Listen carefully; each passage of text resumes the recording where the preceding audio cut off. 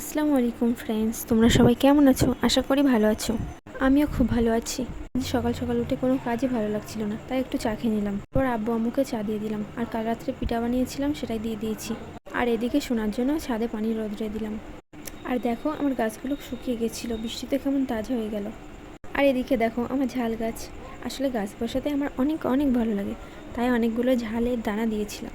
তার ভিতরে এগুলো আছে। আর দেখো কত ভালো ঝাল হয়েছে। আরও অনেক গাছ বসাবো, মাটি কিনতে হবে। আর এদিকে মাটি পাওয়া একটু সমস্যার ব্যাপার।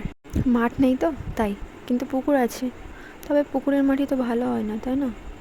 আর দেখো আমি গোসল করে রেডি হয়ে নিলাম, এবার যাব রান্না করতে। তার ভিতরে সোনাকে খাইয়ে নিলাম, তারপর ঘুম পাড়িয়ে দিয়েছি। আর রান্নার সময় কোনো শট নেওয়া হয়নি। ফ্রিজে একটু মাংস ছিল, সেটাই রান্না করেছি। আর উচ্ছে ভাজি করেছিলাম।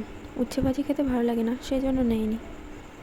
আর কার কার উচ্ছে খেতে ভালো লাগে না কমেন্টে জানাবে। আর আমার জায়ের মেয়ে বারবার বলছিল বৌমনি আম মাখা করো, তাই আম মাখা করছিলাম। ও এনেছিল আমগুলো।